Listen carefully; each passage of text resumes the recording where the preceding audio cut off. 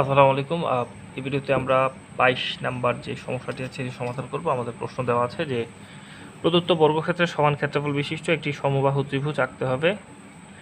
তো মোট কথা হচ্ছে একটা বর্গক্ষেত্র আঁকবো, ওই বর্গক্ষেত্রের সমান এরিয়া বিশিষ্ট একটা সমবাহু ত্রিভুজ আঁকতে হবে। সমবাহু ত্রিভুজ মানে হচ্ছে যে ত্রিভুজের তিনটা বাহুই সমান, আর বর্গক্ষেত্র তো হচ্ছে যে চতুর্ভুজের চারটা বাহুই সমান এবং ভিতরের যে কোণগুলো আছে এগুলো সবগুলো ৯০ ডিগ্রি করে। প্রথমে আমরা ৪ সেন্টিমিটার বাহু বিশিষ্ট একটা বর্গক্ষেত্র আঁকবো। এবিসিডি একটা বর্গক্ষেত্র আঁকবো ৪ সেন্টিমিটার বাহু বিশিষ্ট। বর্গক্ষেত্র আঁকার অনেক সিস্টেম দেওয়া আছে ইউটিউবে, তোমরা যে কোনো একটা ফলো করে বর্গক্ষেত্রটা এঁকে নেবে। বর্গক্ষেত্র আঁকার পর ৪ সেন্টিমিটার বাহু বিশিষ্ট বর্গক্ষেত্র আঁকার পর এবার কাজ হচ্ছে এডি যে রেখাটা এটা একটু উপরের দিকে বর্ধিত করতে হবে, এক্সটেন্ড করবো উপর দিকে। কতটুক? এডি যতটুক একেও ঠিক ততটুকুই হবে। আমাদের এডি ছিল ৪ সেন্টিমিটার, একেও ৪ সেন্টিমিটারই হবে। আশা করি এতটুকু পর্যন্ত বুঝতে পেরেছো। এবার কাজ হচ্ছে কে এবং সি যোগ করব। এবার কে বিন্দুতে ডিসি এর প্যারালাল করে সমান্তরাল করে কে বিন্দুতে একটা রেখা টানবো। ডিসি এর সমান্তরাল করে কে বিন্দুতে একটা রেখা টানবো। আচ্ছা, এবার কাজ হচ্ছে সিডি এর সমান রেডিয়াস ব্যাসার্ধ নিয়ে সিতে বসিয়ে একটা বৃত্তচাপ এবং ডিতে বসিয়ে আরও একটা বৃত্তচাপ আঁকবো সিডি এর সমান রেডিয়াস নিয়ে। আমরা দুটো বৃত্তচাপ আঁকলাম।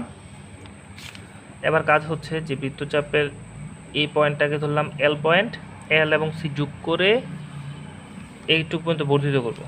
প্রথম কাজ হচ্ছে এল এবং সি যোগ করা। এল এবং সিটাকে আগে যোগ করলাম, করার পর এল সি রেখাকে উপরের দিকে এক্সটেন্ড করে দিলাম।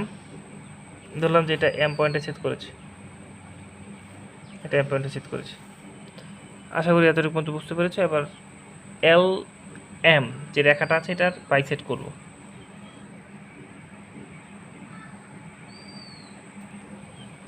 আমরা এল এম এর বাইসেট করলাম, মানে সমদ্বিখণ্ডিত করলাম। এল এম রেখাটাকে সমদ্বিখণ্ডিত করার পরে দাগ না দিয়ে ওই যে অর্ধেকের বেশি ব্যাসার্ধ নিয়ে এখানে মোট 4টা বৃত্তচাপ এঁকে বৃত্তচাপগুলোকে স্কেল দ্বারা ধরে এখান থেকে মধ্যবিন্দুটা নির্ণয় করলাম।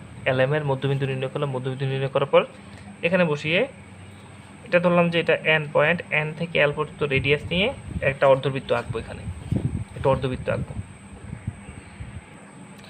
এবার সি বিন্দুতে আমাদের সি বিন্দুটাতে এল এম রেখার সাপেক্ষে একটা লম্ব আঁকতে হবে।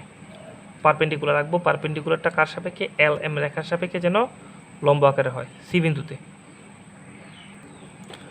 আমরা সি বিন্দুতে একটা লম্ব আঁকলাম, একটা পারপেন্ডিকুলার আঁকলাম। এল এম রেখাটার সাপেক্ষে যেন লম্ব হয় এই রেখাটা, এটার নাম দিয়ে দিলাম হচ্ছে সি আর পি। এবার পি বিন্দুতে সি এর সমান রেডিয়াস নিয়ে এখানে একটা বৃত্তচাপ আঁকবো। একটা আর্ক আঁকলাম, আর্ক বা বৃত্তচাপ। আবার সেম রেডিয়াসে এখানে একটা আর্ক আঁকলাম। এটার নাম দিয়ে দিলাম হচ্ছে F. C F P F যোগ করব। আমরা এটা যোগ করে ফেললাম। তাহলে আমাদের কাঙ্ক্ষিত ত্রিভুজটা হচ্ছে এটা। তো শেষে লিখে দেবো ত্রিভুজ CPF is the required triangle, আর বাংলা ভাষা লিখবা সিপিএফ ই উদ্দিষ্ট ত্রিভুজ।